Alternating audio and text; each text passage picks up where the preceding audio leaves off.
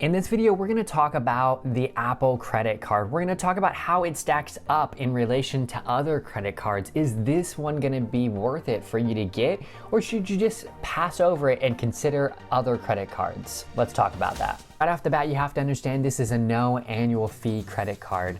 It is also one that either gives you 3% back, 2% back, or 1% back in the following categories. And with that, it's something that depending on how you're using the credit card, it could actually be a pretty beneficial credit card for you. Now, I know for myself, I got the credit card about a year ago or so. I was surprised to get a $3,300 credit limit on the credit card. I used it to be able to purchase my new iPhone that I have. And when I purchased that iPhone and bought it through the Apple Store, I actually received 3% cash back on that purchase. So if you're looking to do something like that, by buying something from the Apple Store, you get that 3% cash back, and that's pretty good. And it's also something that the app itself is very intuitive. It's very easy to pay off the balance that you owe. It's so easy to look into it and see how much you owe, how to set up auto pay on it, and also how to see how much cash back you're getting. So for that purpose, the card is pretty cool. Now, what are some other reasons you may want to get the credit card? It's for maybe the same reason that I bought it, and that's that Apple runs through your veins. I've used Apple MacBook Pros since 2009.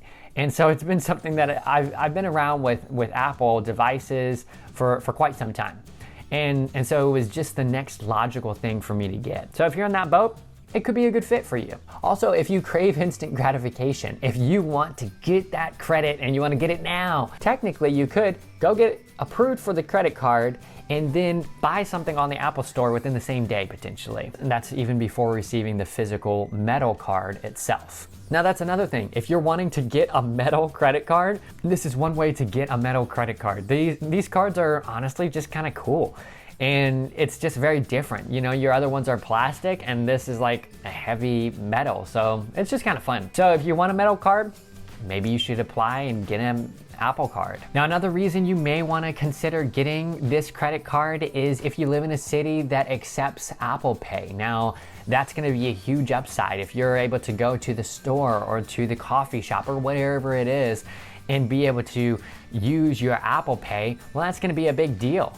And then if by chance you're a little bit of a forgetful person, as all of us can be sometimes, then you go to the store and you forgot your wallet. Well, what are you gonna do?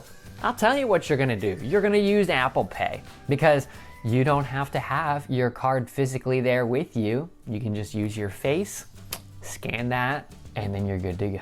Now also, with this credit card, it's extremely easy to share your credit card with family members. So if you're wanting to be able to have a card that you can share with them, but you don't even need to physically get them another credit card, and that could be a benefit as well. Now, if you're looking to build up and just receive more credit available to you, this could be a good fit for you as well. When I received this card, I was looking to be able to build up the total limit that I had for credit available to me so that my credit score would eventually go up. And that's something that I was able to get with this card. That $3,300 credit limit that I received now goes on my total credit available to me on my credit score. Now, this card does not come without its downsides, and we need to look into those to see if this is actually going to be a good fit for you or not.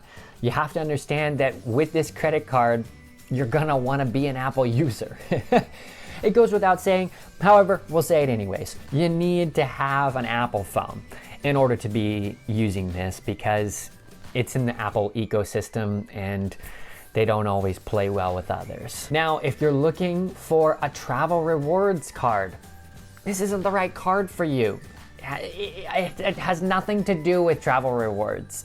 So if you're looking for travel rewards, you want to apply specifically for a travel rewards credit card. However, this one is more of a cashback card and it's not going to be the best fit for you in that sense. Now, next up, you may be running into a problem like what I have somewhat run into in my small city, and that is that not all the places that you shop at actually accept Apple Pay. Unfortunately, when I go get groceries, when I go get gas, these places don't actually accept Apple Pay, and that kind of stinks. but it just means that I have to use a physical card there. Next up, if you find yourself spending heavily in certain categories, you may want to consider a different card, and that's because this card has those categories that are 3%, that are 2%, and that are 1%, but they do not change. However, if you receive a different credit card that has 5% cash back in certain categories that are rotating, something like the Discover card, that one is one that has 5% cash back in categories that change every quarter. And so if you're wanting something that is going to be able to give you more of that cash back depending on where you're spending the money, then this card isn't the right fit as well, because it's going to have the consistent 2% cash back as long as you're using that Apple Pay wherever you're buying. And also, if you'd like to finance a large purchase outside of the Apple Store, then this card is not really a good fit for financing something, because you're gonna be paying that interest and you never wanna have to pay interest. Also, just don't use the credit card to finance any sort of purchases. In general, that's not a good idea.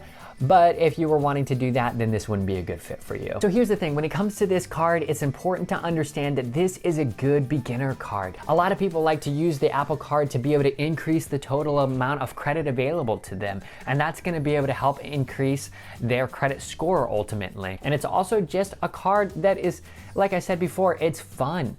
You have that metal card available to you, and it's also just easy. If you're out and about and you wanna use your Apple Pay to be able to pay for something and you wanna get 2% cash back, then boom, do it. Those are some of the pros, those are some of the cons, but if this doesn't sound like the right fit for you and it feels like you want a card that's gonna be able to give you more cash back in certain categories, then check out my video here about the Chase credit card and see if it's gonna be a right fit for you.